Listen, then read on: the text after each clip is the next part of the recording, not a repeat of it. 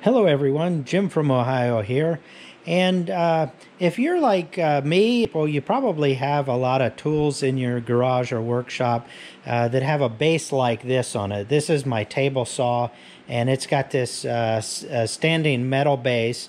In addition to this, I've got this router table over here, and while it's got a wooden base, it's kind of got the same thing. It's got four legs, and anyway, it's not very mobile, and neither is this one. I also have tucked over here in the corner, I've got wood planer. It's on a similar base, and then we've got a I forget what you call it, like a jigsaw or scroll saw here, and it's on a similar mobile base or a metal base like that. And the problem with those is because we don't have a dedicated place for any of these tools. Until we get some type of a formal shop set up, what I find myself always having to do is relocate these as the project requires. If I've got big pieces of wood to cut down, I'm usually clearing out a place further over here and dragging the table saw over there. But just moving this is kind of tedious. I mean, it doesn't drag very well because the legs get hung up on things, and it's heavy, and it leaves a trail of sawdust behind it. So I figured it was time to finally break down and do something about that. And so what I did, my local Harbor Freight had these available.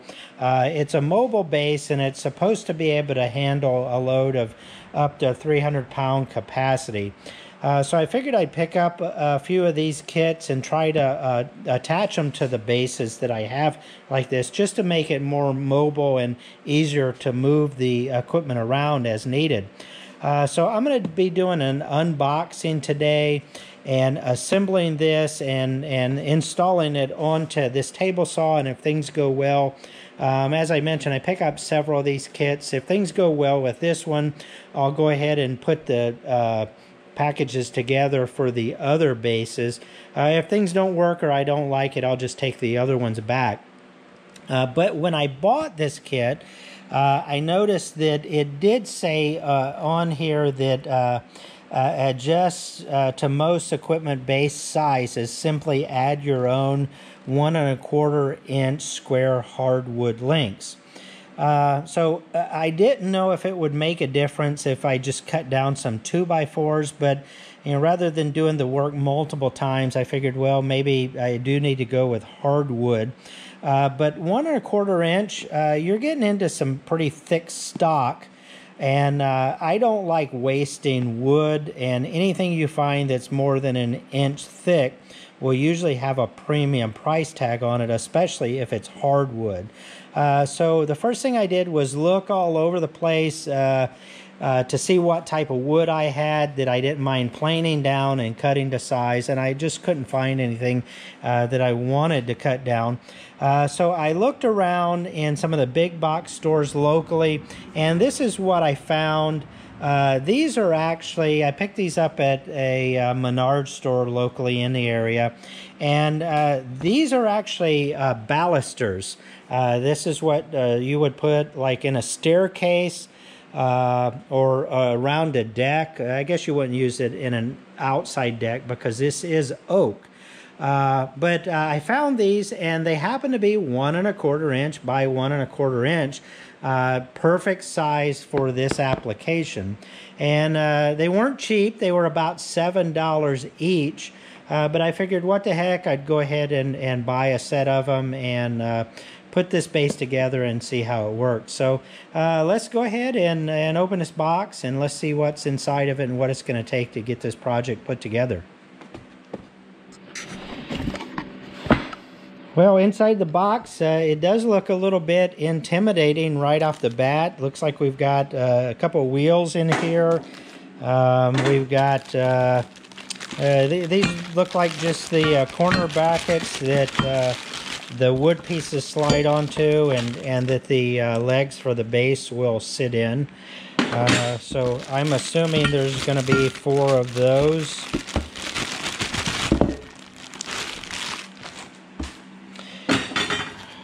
And yeah, that's what it looks like. 4 of those, one for each corner.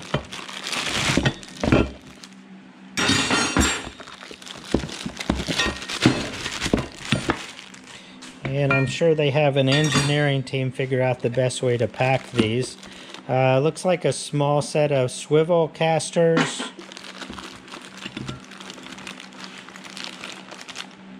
And then to make sure that the stand doesn't move around when you don't want it to, it does have some stands, and it looks like these are legs that are adjustable. So I'm assuming once you get it into place, you can just screw this down to raise the wheels up off the ground, and that should set things so that it's stationary.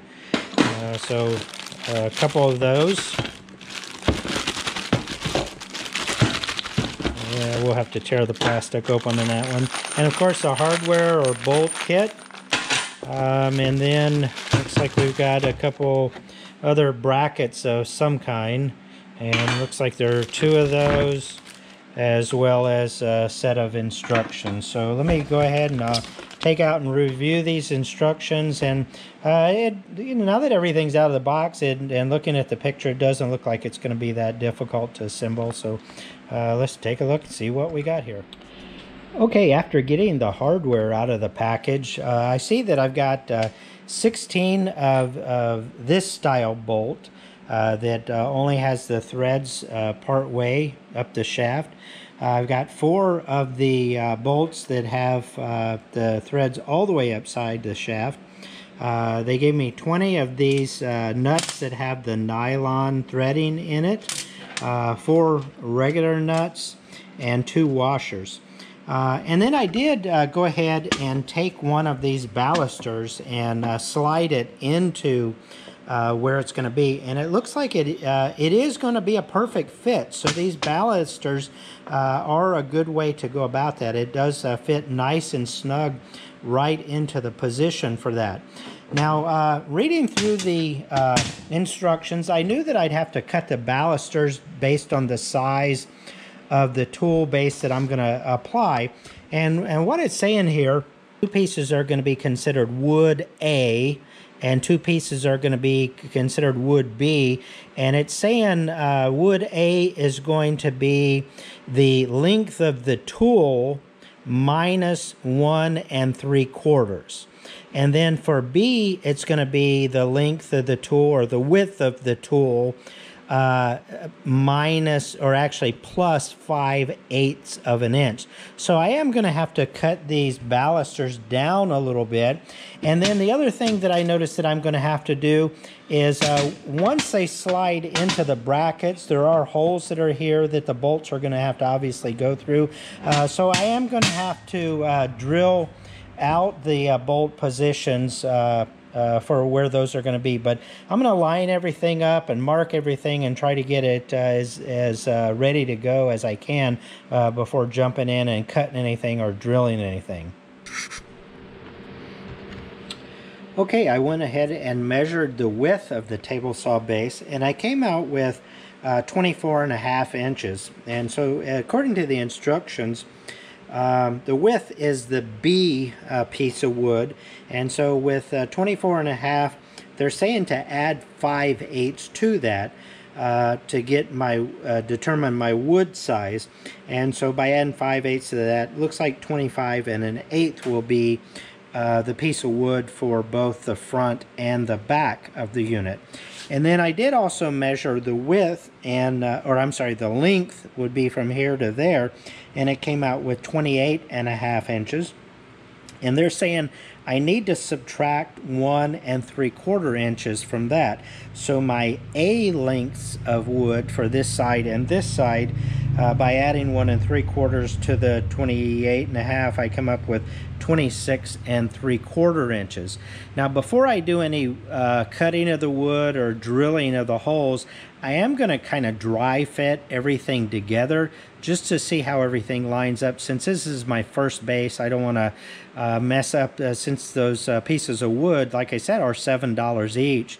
That's kind of expensive, and I don't want to have to replace any if I don't need to. So let me go ahead and kind of dry fit things together and make sure that I understand correctly how everything's going to go together, and then we'll start doing some wood cutting and final assembly. Okay, I've gone ahead and dry fit everything together, and I'm glad that I did that because there were a couple things that I learned in the process. These exploded diagrams, they really leave a lot to the imagination, and the instructions are very basic. It really doesn't, it's very difficult to see some of how the assembly goes. And until you actually have the parts in hand and do a test fit, it's kind of difficult to see how things actually go together based on these diagrams. And I did learn a few things, and I'm glad that I did.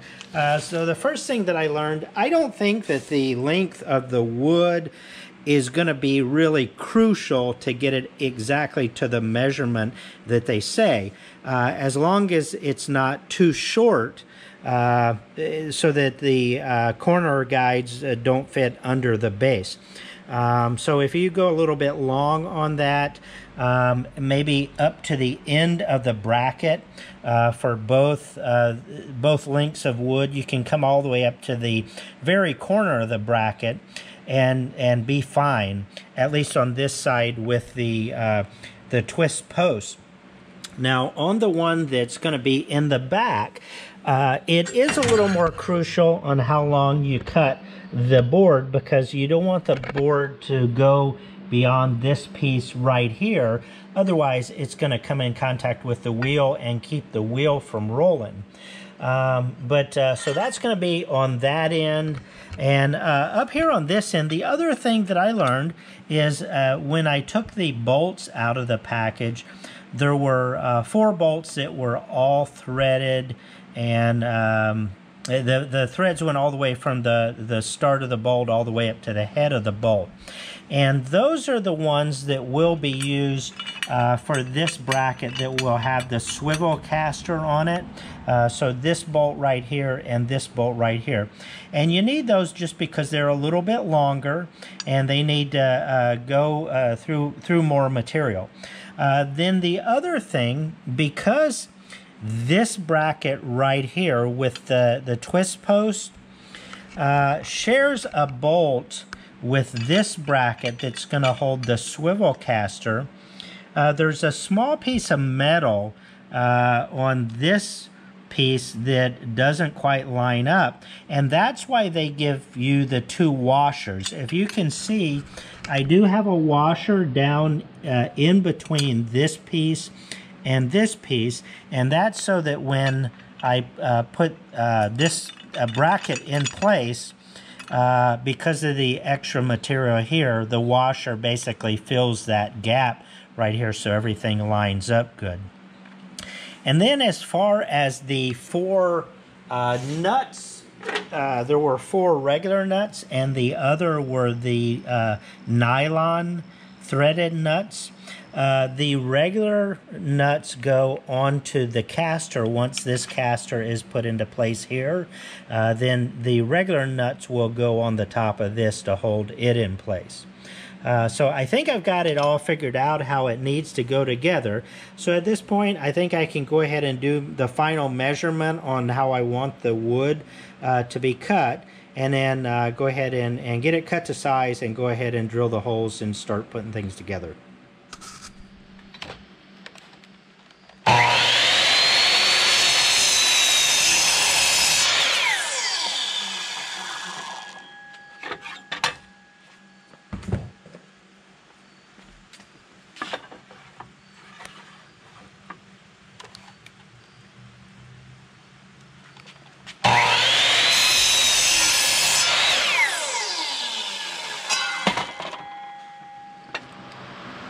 Okay, now with the wood cut, I did go ahead and insert it into the brackets, and these are going to be my front and rear stretchers, and I just wanted to make sure that they lined up and they're going to be the same width. Now that I know that I've got them right, I'll just make sure that the wood is firmly seated down in the bracket. And at this point, I can go ahead and just flip this up and draw circles where I'm going to drill the material out over on my drill press. And then I'll do that with both of these, and then I know that all of the holes should line up and everything should be good to go. And then once I get these done, then I'll go ahead and do the two sides with the wood. So let's go ahead and get everything lined up, and then we'll head over to the drill press. Okay, so I've got the drill press all set up. This does call for a 3/8 inch bit, and I am using a brad tip drill bit just so that I make sure that it does, once I have the hole centered, it should go down and keep everything nice and straight, and I can guarantee that I hit dead center of that hole. And I did set up the fence so that I don't have to worry about my alignment. So let's go ahead and start drilling some holes and get this part done.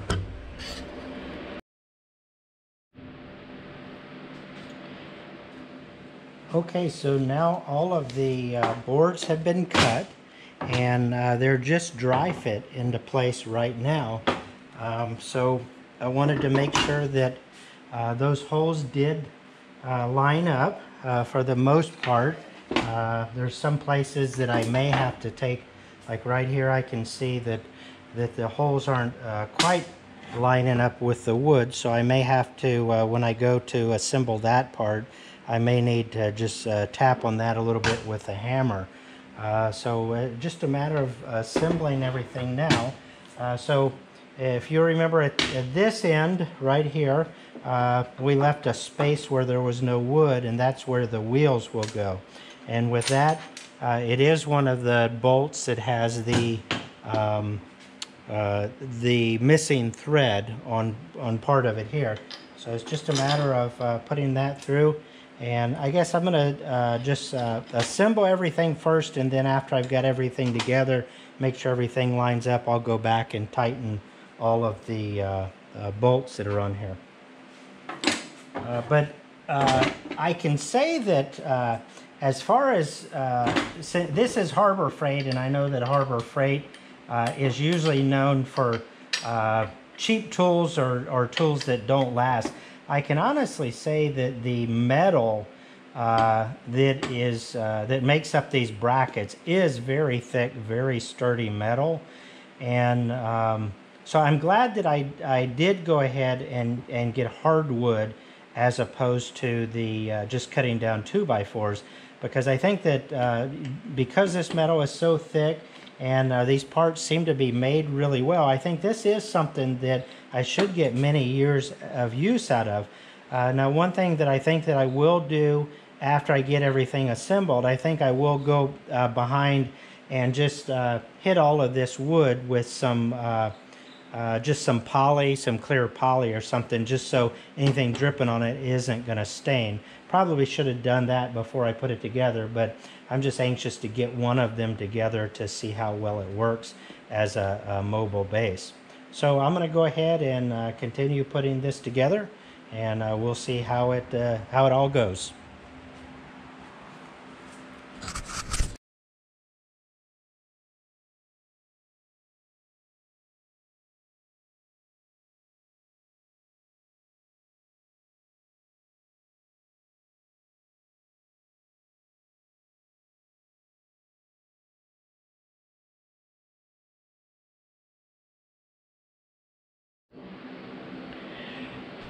Well, I have to apologize to everybody. While I was doing the time lapse of the assembly, I didn't notice, but my GoPro battery died.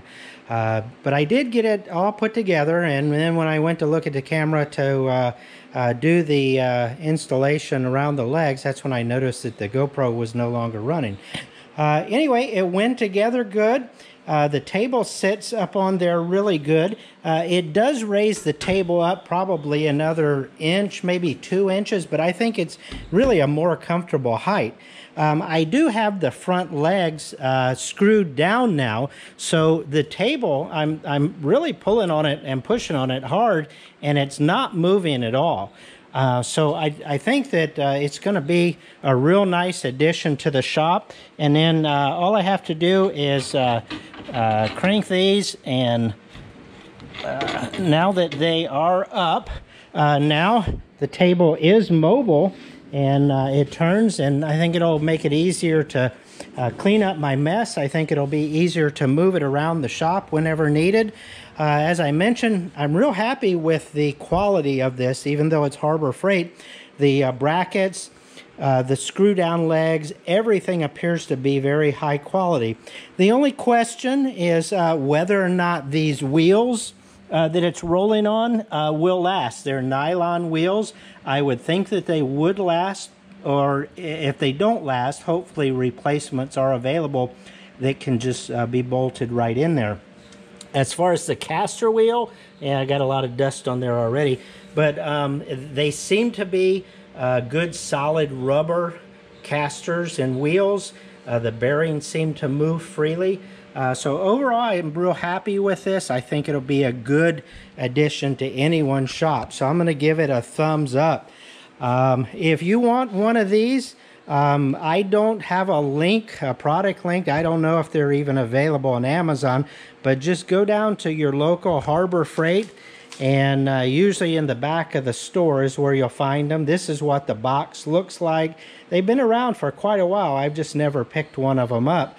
As far as price goes, they do run about $40 each, and then by the time you spend, if you cut down your own wood, you might be able to save a little bit more. As I mentioned, the balusters I got were $7 each, so yeah, do the math and add the $40 for the unit. It's not cheap, but it does seem to be high quality, so I don't have any problem with the money that I spent for this item. So go down to your local Harbor Freight, pick one up, put it together. All in all, it took about, I'm going to say, an hour and 20 minutes, but that was with making the video, that was with cutting and drilling the lumber. So overall, it wasn't that bad, and this being the first one that I put together, obviously there was a little more figuring out the diagrams and how everything went together. I'm sure that when I go to put the next ones of these together, it'll definitely go a lot quicker. And you can see I've got 3 more of them right here ready to go, and ready to put under my other equipment out here in the shop. Well, this is Jim. If you like this video, please give me a thumbs up. If you know anybody interested in this, please tell them that it's got good reviews on YouTube anyway, or at least on my channel. But this is Jim with Jim Jenny Ohio. Please like and subscribe to my channel, and we'll catch up with you next time in another project. Take care now. Bye-bye.